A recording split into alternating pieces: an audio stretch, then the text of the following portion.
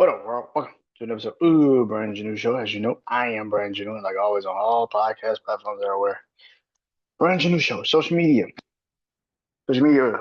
uh, platforms, Instagram, Threads, Brandon Janeau, Facebook, The Brandon Janeau Show, and of course TikTok, Brandon Janeau Show. Go follow me on all of those social media platforms. I deeply appreciate it. Really, where you go? It's just the YouTube channel, man. Brandon Janeau Show YouTube channel. Go follow me. Uh, Go subscribe to the YouTube channel, comment, like, helps in the algorithms if you actually like the vids, shorts, everything, man. Helps in the algorithm. So, yeah. Tonight, it is I Bleed Sports. Weekend is back, man. The weekend is back because football is back. Oh, yeah. Talk about the first week of preseason. I'm going to give my top 10 receivers in the NFL and what the NFL has ranked as their top 10. So, that is coming soon, so stay tuned for that. Like I said, college football is also around the corner. I talk about two historic colleges. And which one do I think can bounce back this season? But let's start it off with this, man. We are a month away from the most anticipated boxing fight, so they say, of this time period, and that is Bud Crawford versus Canelo Alvarez. Like I said, I start talking about this when it got a little closer. But we're a month away, so now I can kind of start talking about this match coming a little sooner. Um,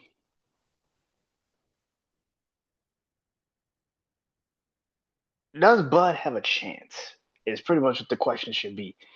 Does Bud have a chance to beat Canelo? I know a lot of people. I've even said, I guess Canelo's alright, but listen, I think Canelo gets a lot of praise for some shit he really don't do. Um, we live in an era where boxers picked who they really wanted to fight. I mean, Floyd, as much as Floyd did get in the ring with certain people after a while, Miguel Cotto and Manny Pacquiao and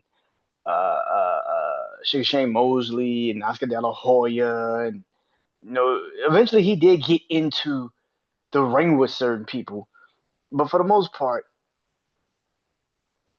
he had his moments where he kind of just didn't fight those guys.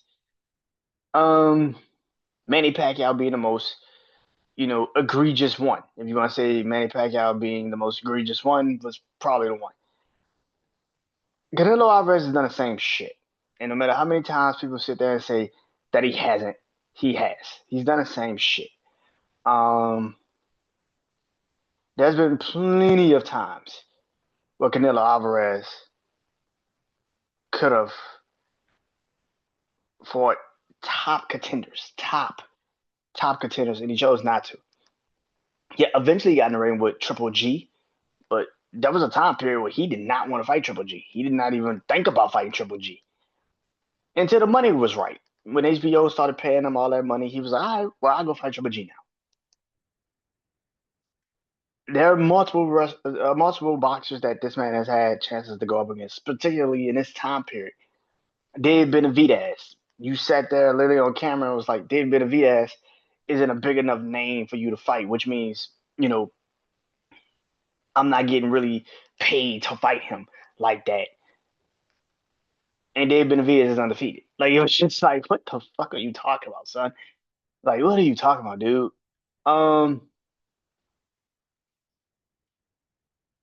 it's been plenty of people that Canelo just ducked, and as much as people, his fanboys, don't want to hear that, he's ducked more people than you've actually given him credit that he's fought, and that's just facts, bro. Um, but this is about Bud Crawford, who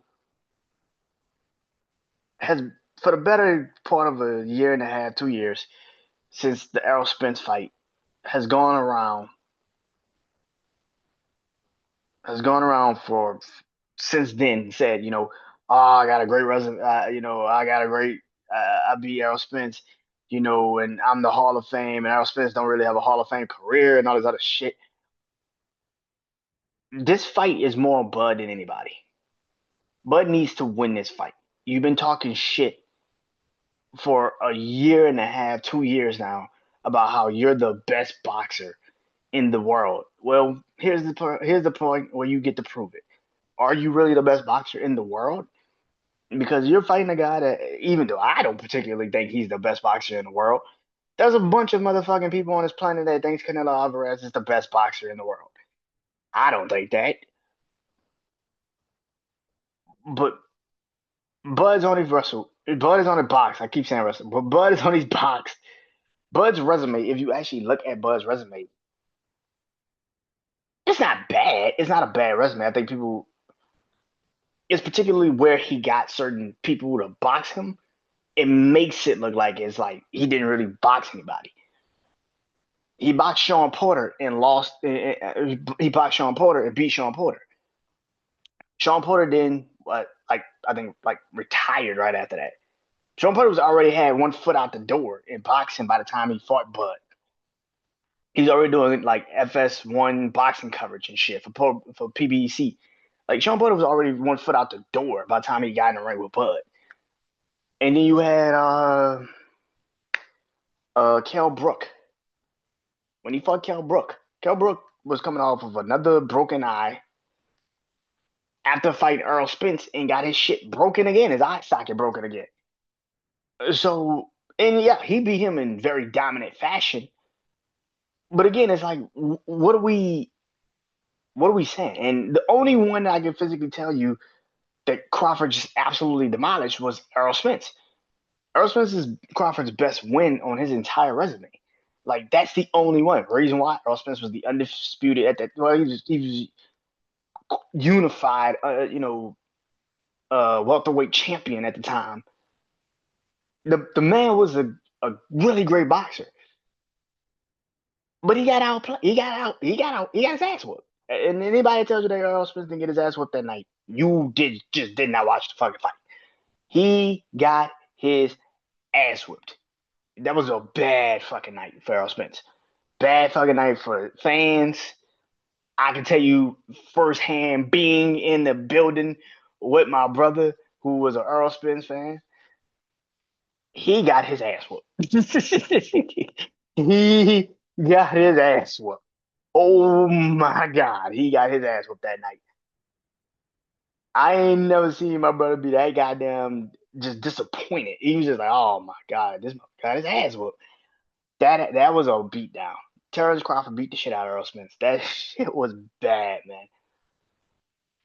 But looking at what I'm watching and I'm seeing and I'm deciphering, but you've been talking a lot of shit, man. And if you do not show up September 13th when this bell rings and at least make it competitive, because the last couple times Canelo Alvarez has actually been in the ring, he hasn't really made it hasn't really been competitive. It hasn't. The fight against Edgar Berlanga just definitely wasn't competitive. The other dude, that he fought, he had another fight with one of the Charlo brothers. That shit really wasn't competitive. Like, yeah, so I'm watching these situations. I'm like, nah, man. Like, and then of course the last fight Canelo really had was it just was a waste of fucking time and energy. Like the boxing analyst would sit there and say, "Oh, Canelo was trying to engage." No, the fuck he wasn't.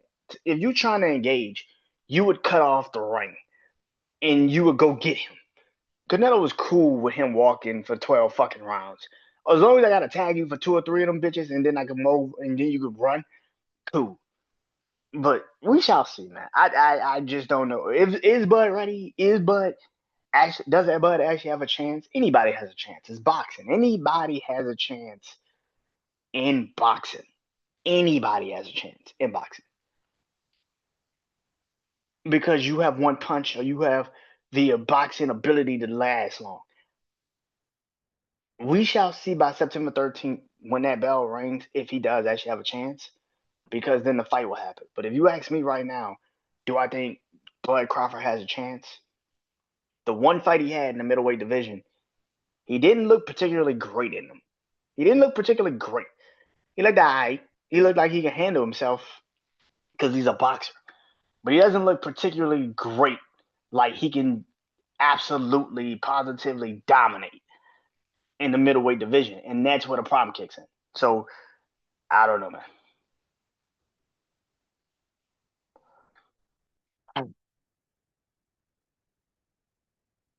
College football. College football is around the corner. The AP polls came out today, I think. Um, AP polls came out today. Like I said, not this Tuesday,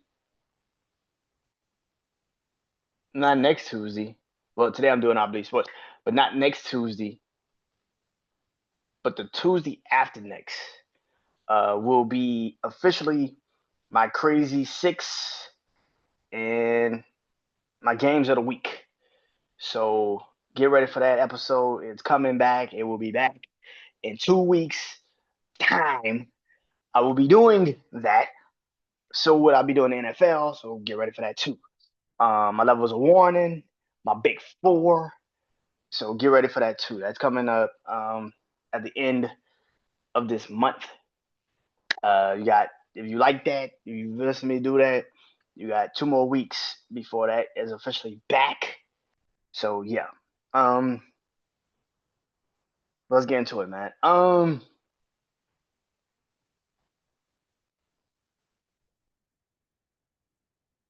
College football.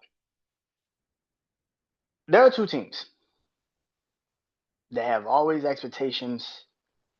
Both went through coaching changes in the last, definitely last year. Went through coaching changes, and we shall see how this clearly looks this year. But last year, both of these teams kind of struggled defensively. For Alabama, they struggled. Offensively, they were okay, but defensively, they fucking struggled. And Michigan went back to kind of pre uh John Harbaugh, Jim Harbaugh football last year. Just very, what the hell is this? Kind of couldn't get a rhythm with the quarterback situation. Running game was barely there. Defensively, they weren't sound. So the question does become now is which one of these teams can bounce back this year? Now, both of these teams play in both of the most powerful conferences in college football. Michigan plays in the Big Ten. Alabama plays in the SEC. Which team? Now, this is completely different than last week when I did whose conference is more dominant now, who's the better conference now. This is about the individual team. And both of these teams last year weren't particularly great. Yeah, Alabama was still finished in the top 25, and Michigan was all right and everything. They beat Ohio State, do that. But for the most part, what are these two teams? What are these two teams? And that's what makes me ask the question of Michigan and Alabama. Which one of these teams can bounce back? Believe it or not, I think it's Michigan. I think Michigan bounces back this season. The reason why I say Michigan, I haven't particularly looked at the list. I haven't looked at their schedule. But looking at the Big Ten, they clearly have the number of Ohio State, no matter how good Ohio State looks on paper or look during the season. They clearly have the number of Ohio State. Penn State should be good this year. But again, I don't trust Penn State in big games. I just don't trust them in big fucking games. I don't know if they play Oregon this year. I think they do. I don't know if they play Oregon this season. The Oregon Ducks this season. We shall see. But yeah, for the most part though, I just don't trust how Alabama last year looked defensively. And Jalen Monroe is gone. And I think the quarterback is Ty Simpson, if I'm not mistaken. I don't know what Alabama's going to look like.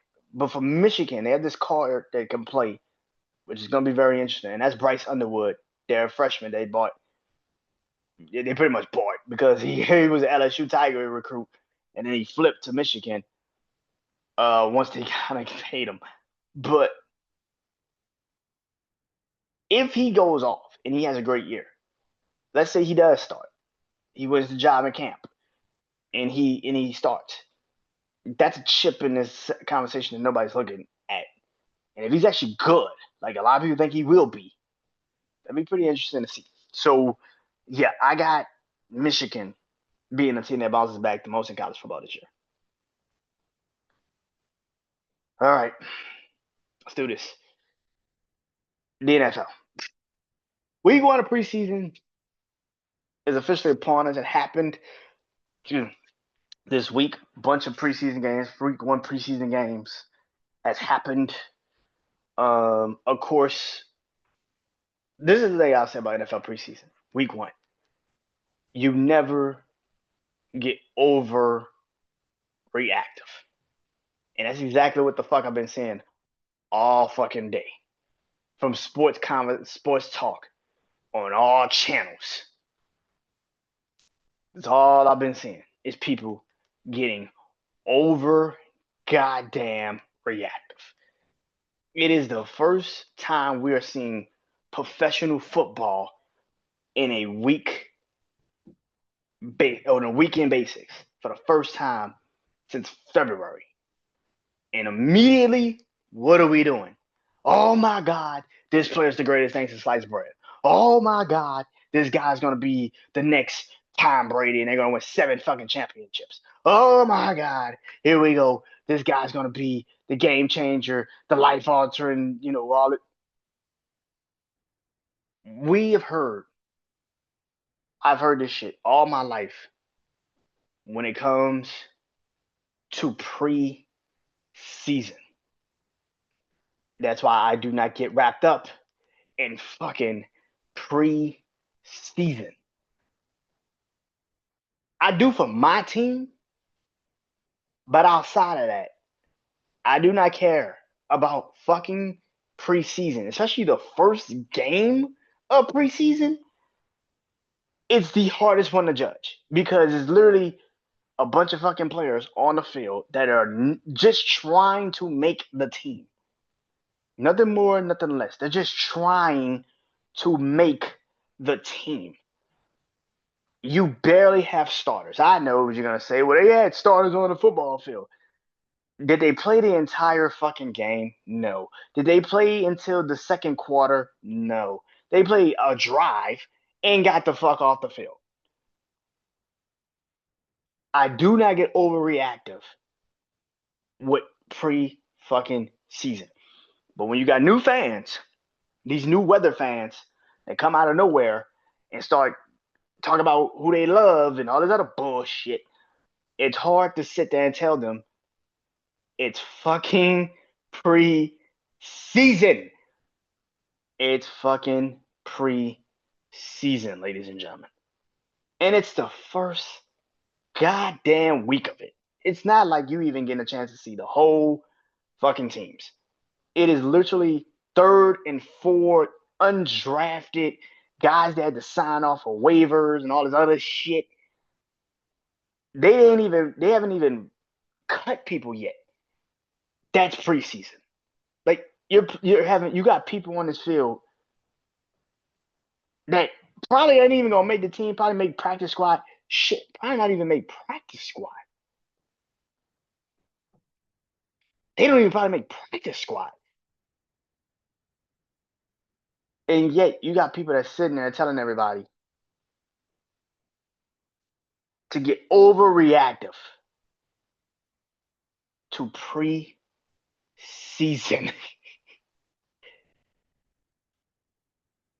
Listen, all day today, I had to hear on Sports Talk, ESPN, FS1, NFL Network, whatever the fuck else they cover football, which is all sports channels. I had to hear, I had to hear on all fucking sports networks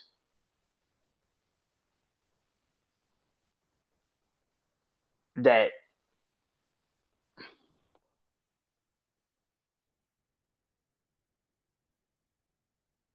on all sports networks I had to hear that Jackson Dart should be the starter of the Giants. Shador Sanders should be the starter of the Browns. Fuck. Tyler Shuck should probably have another see. He should actually start with the starter for the Saints, and let's see what happens. I've heard all of this shit for literally the entire weekend and even into today because it's over fucking reaction. You have no idea what these people will look like if they actually had to play against real fucking coverages. You have no idea. None. Do I think Jackson Dart? I'll start with Jackson Dart. Do I think Jackson Dart should start for the New York Giants to start the season? No. Fuck no. Why would you have Jackson Dart start when you literally signed Russell Wilson and James Wilson, and you're gonna turn around and say Jackson Dart is gonna start?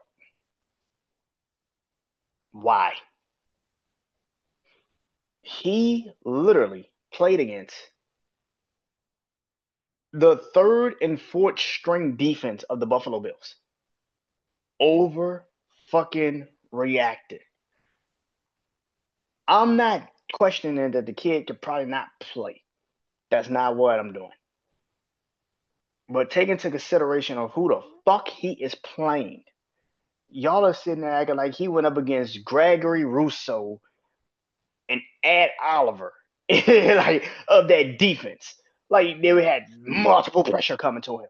By the time, even if he could have got on the field around that time, you do know Russell Wilson took the first half, the first couple of snaps, which means they were already off the field by the time he got on the field.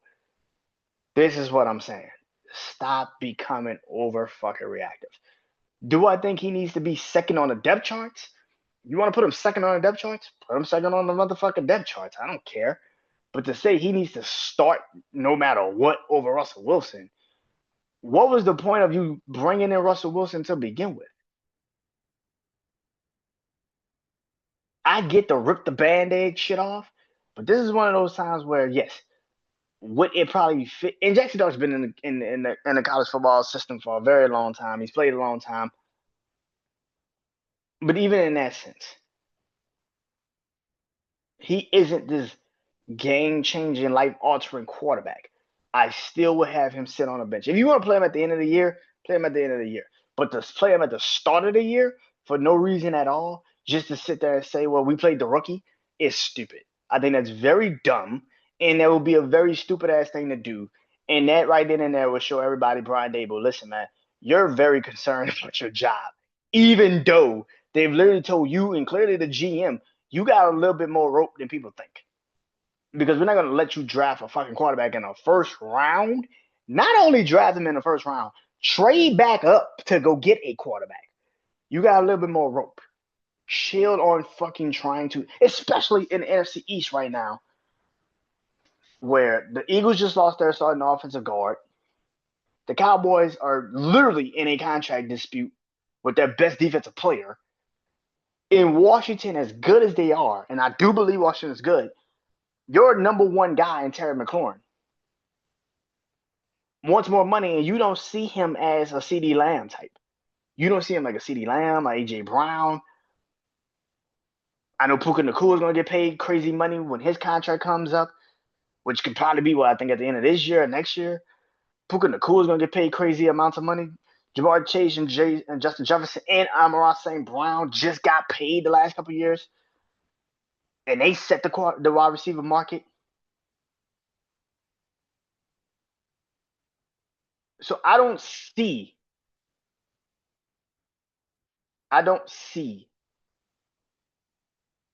the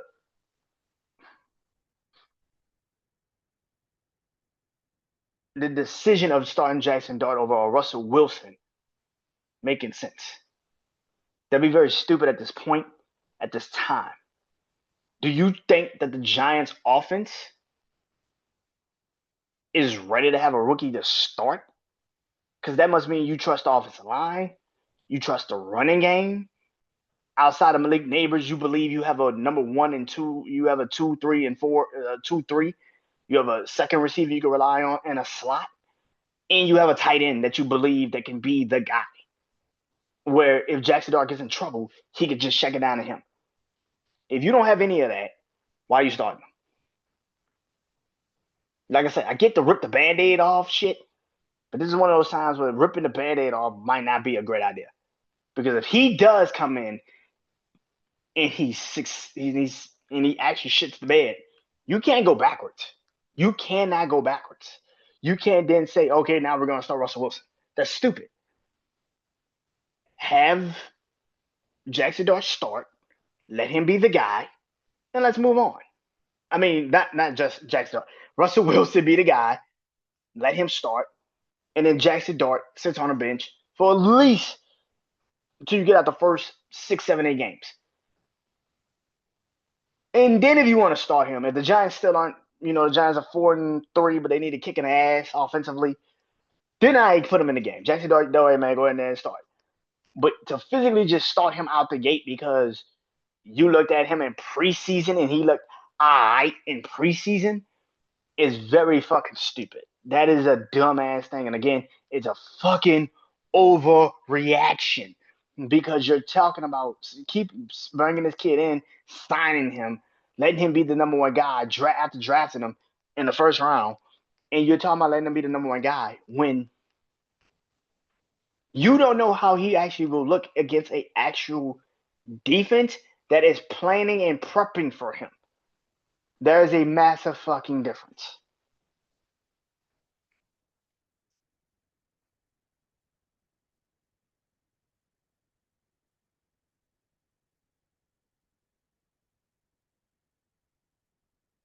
Not a shock.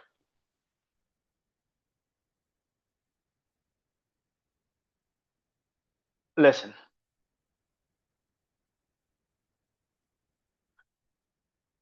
I like Spencer Rattler. I do. I like Spencer Rattler a lot. But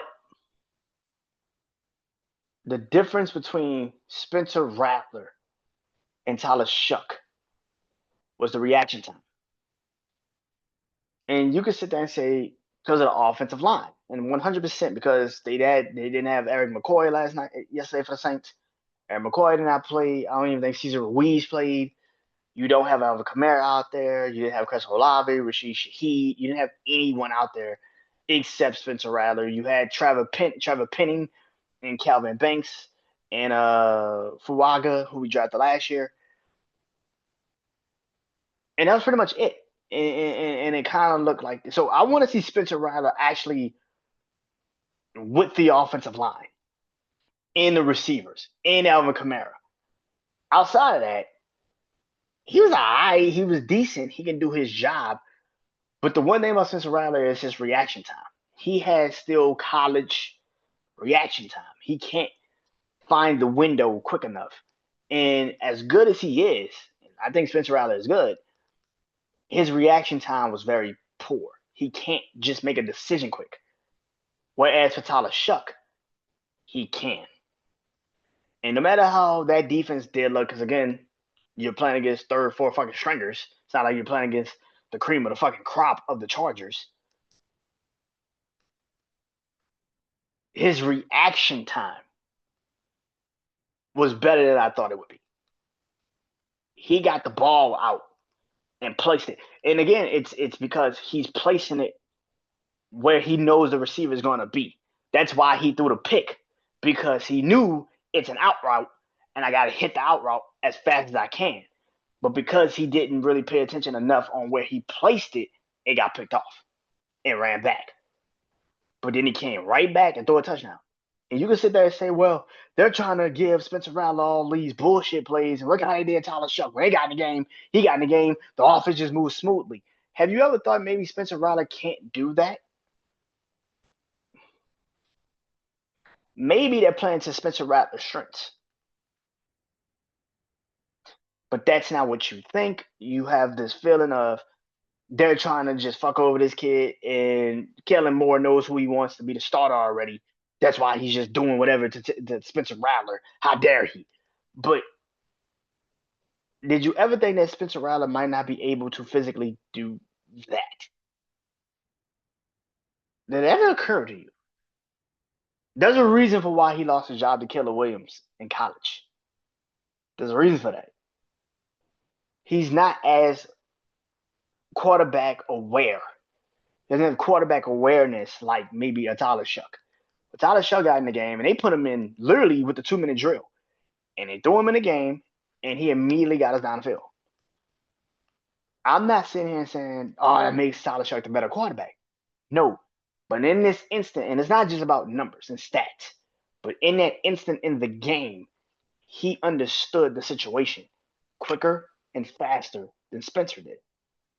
And that's the difference. I'll talk about this more when the Bleed Black and Gold podcast comes back. But that is my mind on it. It's just like, do I think Tyler Shuck is better than Spencer Rattler? Who the fuck knows? Who knows? We won't know until he's in front. He's with those guys, the Calvin Banks and the Trevor Pennings. And he has the offensive line and the Alvin Kamara's. Again, when you're hearing these news, and because again, of course, like me, I'm a Saints fan. So when you hear the news of how Tyler Shuck and Spencer Rattler are doing in training camp, it sounds amazing that Spencer Rattler is doing all these amazing things.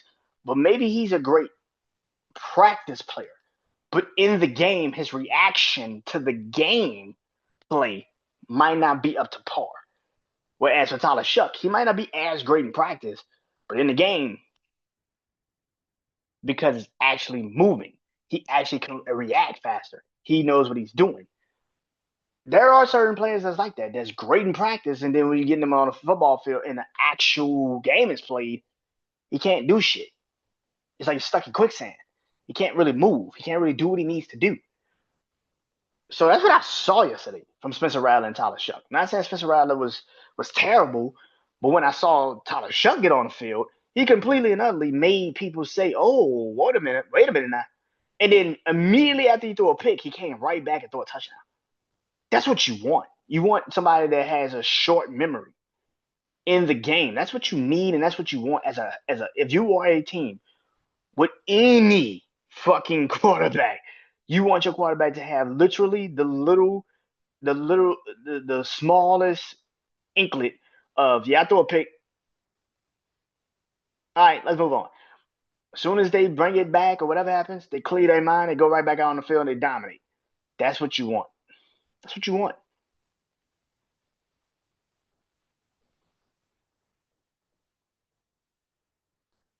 Cam Ward.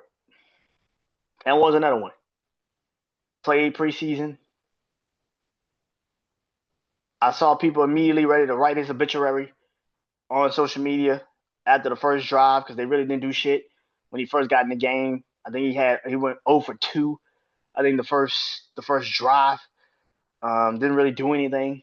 Pressure was kind of on him. The second drive, he calmed down. He played a little bit more frequently. He played like himself. I agree with Dan Orlovsky today on Get Up. I will say that. And he said, it kind of felt like Karen Ward was kind of like having a little bit sloppy feet back there. And it did feel like that. It kind of felt like he wasn't really set a lot.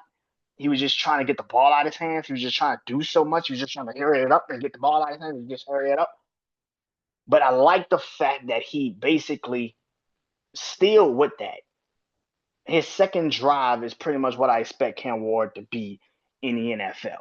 I expect Cam Ward to do exactly what he did his second fucking drive, where his ball placement was boom, boom, boom, boom, boom. He understood zone coverages. He understood man. He understood. There was one throw where I was like, oh my God, boy, you almost got that shit picked off. But he made another throw. And this is the thing about Cam Ward that I love so much.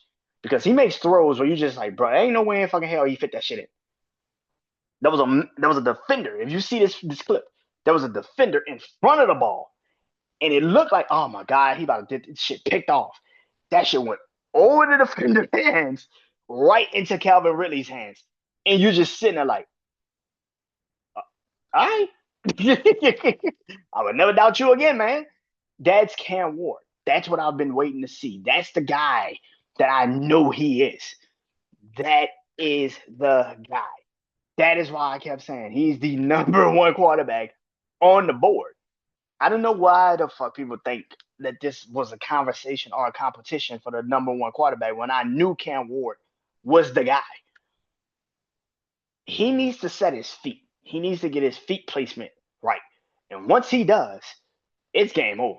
Like I get that it was his first game. He was a little jittery. He was trying to just get the shit out of his hands, show everybody what he's made of.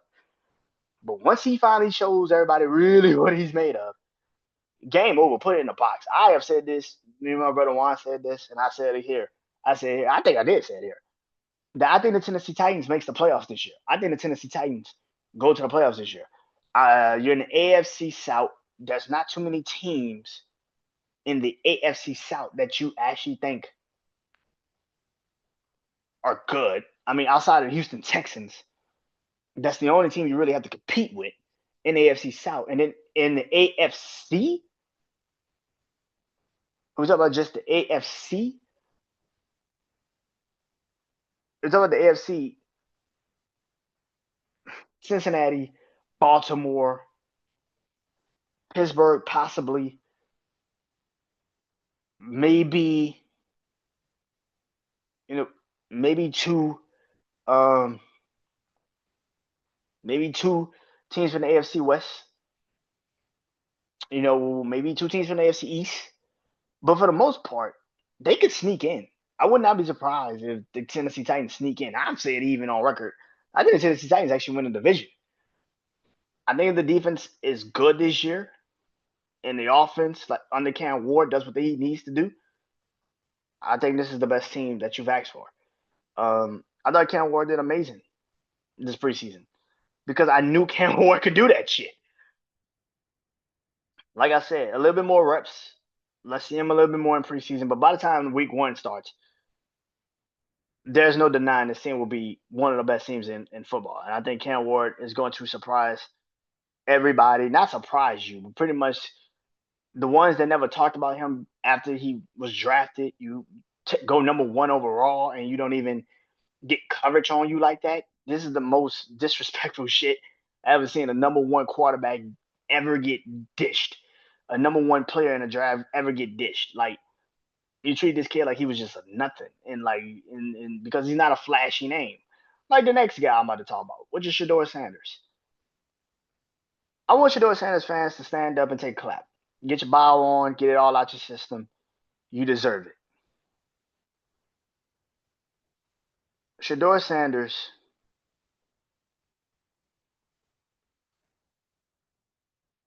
did everything he was supposed to do. He played his ass off Friday night. It was perfect. It was a perfect situation for him. Was it Friday or Thursday? Was it Thursday or Friday? I can't remember. But anyway, he played his ass off in that game against the Carolina Panthers. He did his job. It's not about him anymore. It's about what these other guys can do around him.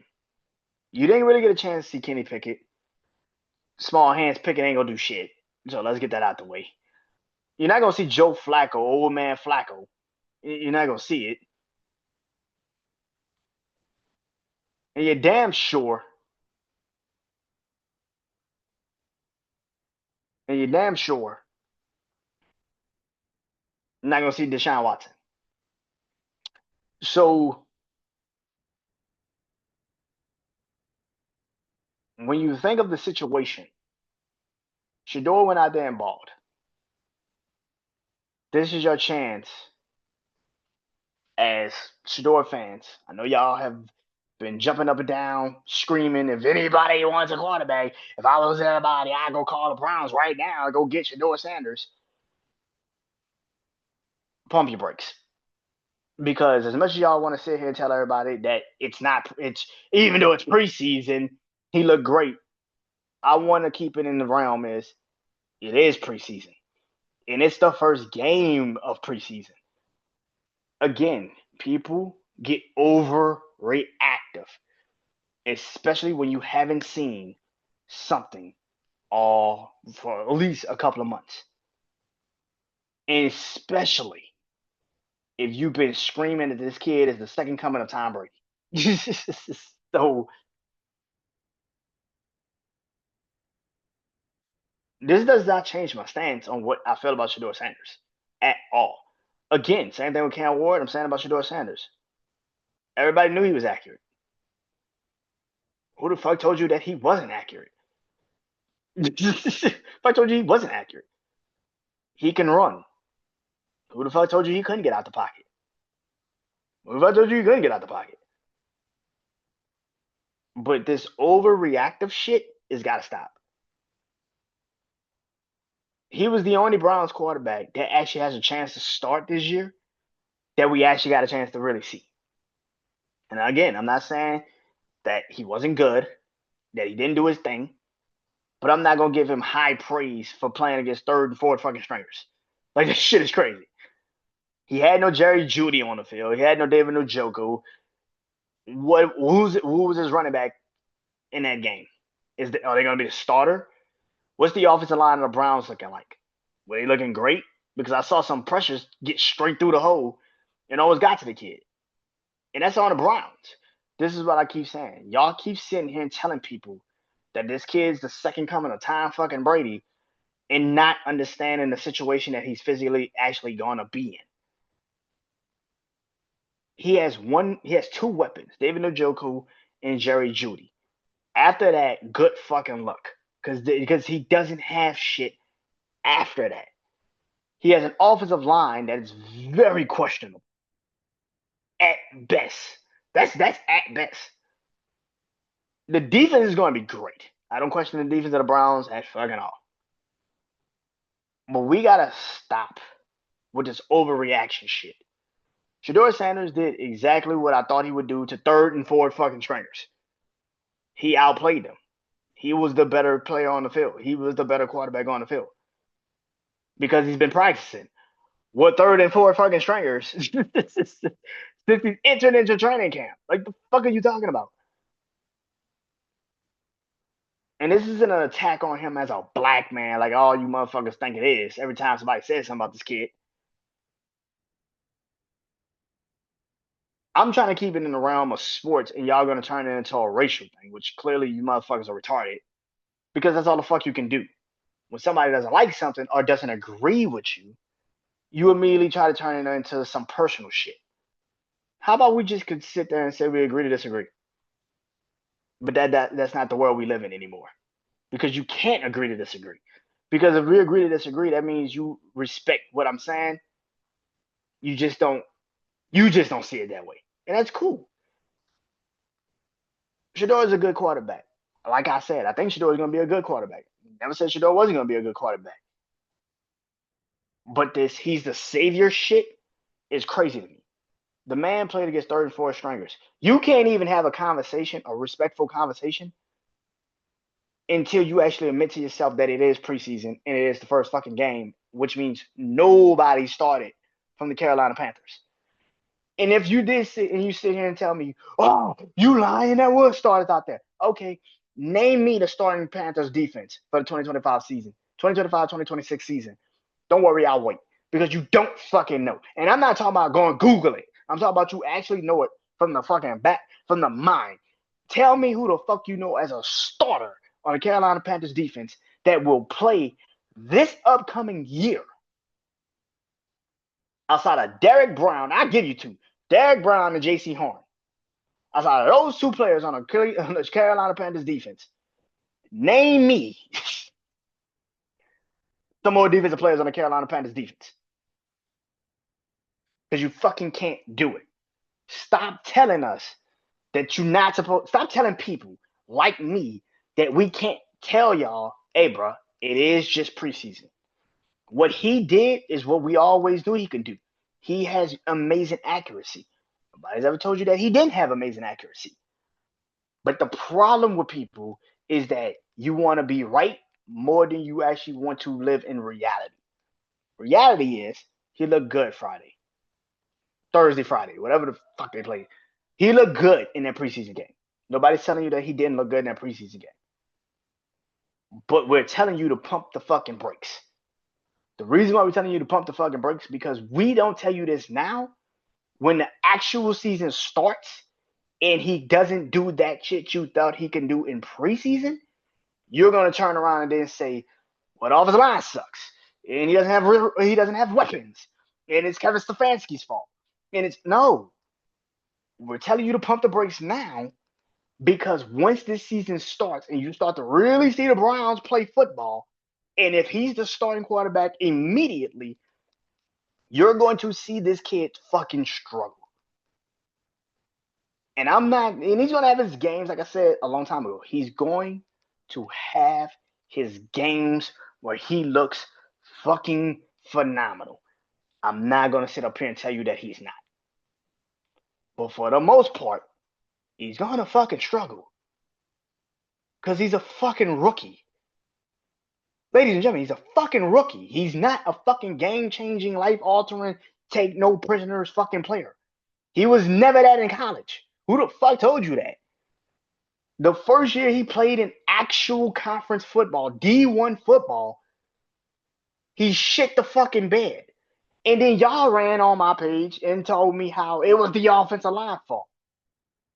If he could barely win games in college, you think he about to handle himself in the NFL against fucking defensive players that could go and rattle this motherfucker and hit this man however they want? Are you crazy? If he starts week 1, he might have a chance because Cincinnati defense just sucks. But I'm telling y'all now, pump the brakes on the Shedeur Sanders shit. It's week fucking 1 of preseason. A preseason. Bro, it's third and fourth fucking stringers. Undrafted fucking players, people that probably ain't even making a roster. And you want us to sit here, you want me to sit here particularly and tell everybody that he's the greatest thing since sliced fucking bread. Bruh, chill. Chill, bruh. Is he good? Yeah. But the shit we already knew about the kid, he did. In that game. He's accurate. We already knew he was accurate. He could run. We already knew he could run. Like, and again, I asked the question, what else?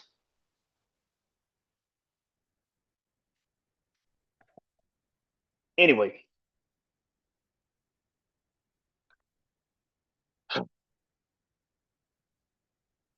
NFL. So, like I've been doing the last couple of episodes, I've been doing my top 10, and I've been going up against the NFL's top 10s and shit.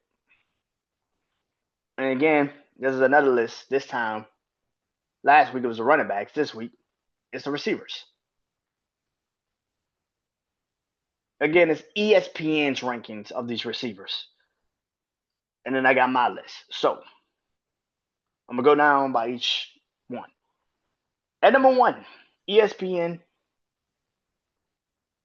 has the number 1 receiver ranked as Jamar Chase of the Cincinnati Bengals. Man was a Triple Crown winner last year.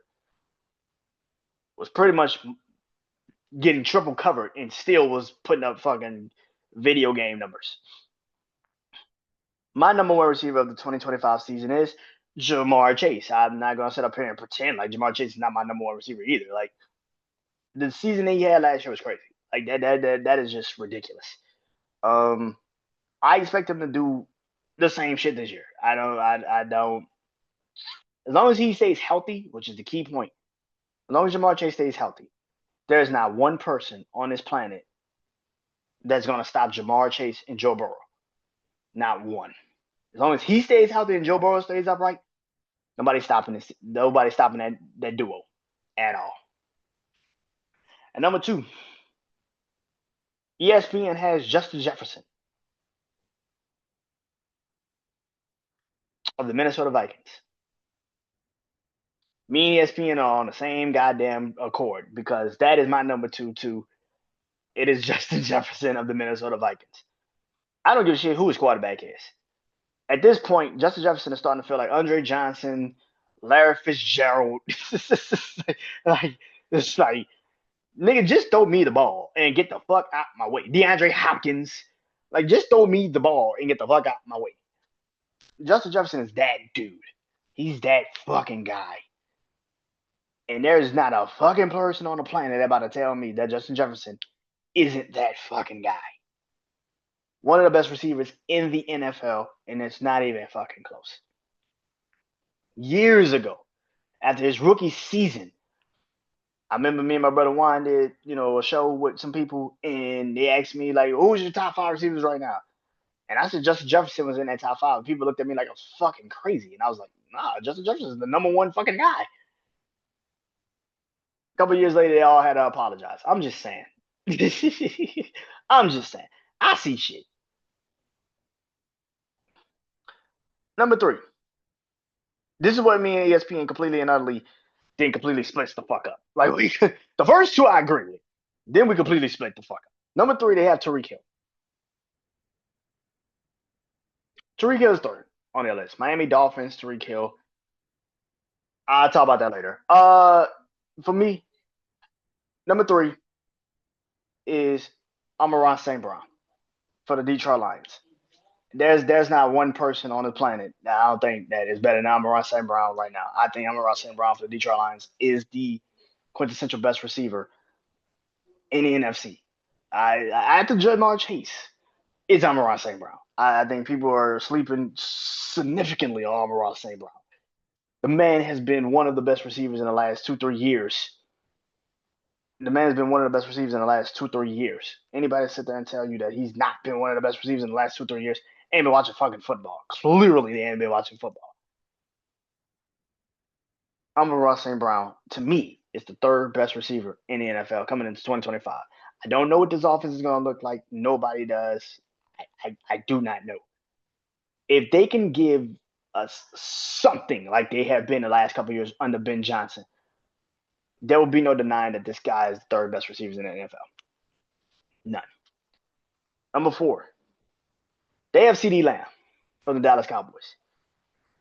I'll talk about him in a minute. My number 4 is A.J. Brown of the Philadelphia Eagles. I don't give a shit what anybody say. A.J. Brown is a fucking beast. He's a beast and a half, man. The man is fucking Megatron of this time period. Now, I'm not saying he is Calvin Johnson, but he has that ability where wherever the ball is located around him, he's going to go get it. A.J. Brown's that guy. He got the speed. He's got the height. He's got the ability. The man is the fucking guy, man. Like, anytime Jalen Hurts throw that bitch up there and he's anywhere in the vicinity, he's catching it. Number 5, they do have A.J. Brown. A.J. Brown is number 5 on that list.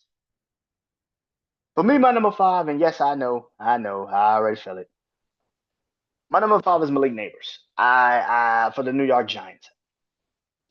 People are gonna sit there and say, "Oh, really? Put Malik Neighbors at number 5? What the hell?"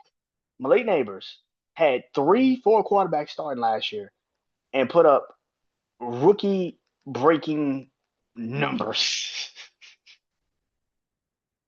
He's that type of guy. He's that type of receiver. The boy can fucking play.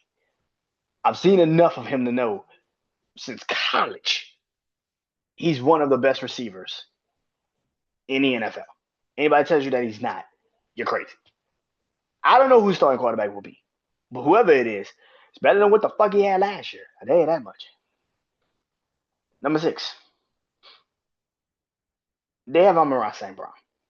Told you Amon-Ra St. Brown is my 3rd receiver on the list. My number 6 is Scary Terry McLaurin of the Washington Commanders. For now, I think Terry McLaurin is a beast.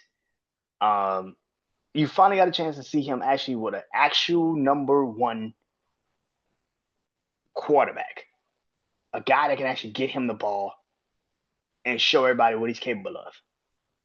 For the years, same thing with Justin Jefferson. what Malik Neighbors has been going through. It took a minute to get him a quarterback. But with Jaden Daniels, and I don't know what this contract situation really is. Like I said, contract, all this other shit, whatever. Washington better find a way to kick this guy. Jaden Daniels needs to trust that he will always have a number one receiver. And as much as Deebo Samuel, if healthy, would probably look and play. But for the most part, Scary Terry needs to be the guy. And you need to pay him. I don't know what you got to do, but you got to pay him. Their number 7 is Malik Neighbors. I already told you Malik Neighbors is number 5 for me. Number 7 for me is Puka Nacua from the Los Angeles Rams. Matthew Stafford's hurt. There's no way around that. Matthew Stafford is hurt. But whoever is the starting quarterback for the Los Angeles Rams, I'm pretty sure Puka Nacua is going to be a very, and I mean very, well-used target for him. I think Puka Nacua will easily fit this team. Puka Nacua has pretty much taken Cooper Kupp's spot for the Rams for the next couple of years. I think he's bigger and stronger and better than Cooper Kupp. That's just how I feel. I think from this rookie year to last year, he's been that guy. He's been playing great. So I think in that offense, I talked about it last week with Kerryon Williams. I think Puka Nacua is going to be that guy that fits this offense even better moving forward. Number 8 for them, they have Nico Collins of the Houston Texans. I fuck with Nico Collins. I think Nico Collins is an incredible receiver. I think he could play his ass off. I just don't have him on my list. I'm gonna be honest. I don't have Nico Collins on my list at all. For my number 8, I have Brian Thomas Jr. from the Jacksonville Jaguars. I know already another rookie from last year. He didn't really prove anything. He proved that he's the best fucking option for the Jacksonville Jaguars. Trevor Lawrence has not had a number one receiver since he's been in Jacksonville. They paid Christian Kirk and couldn't even figure that out. Brian Thomas Jr. 1 year in Brian Thomas Jr. 1 year in Jacksonville with Trevor Lawrence, and it made him look like he can actually be a decent quarterback. I don't think he will, but Brian Thomas Jr.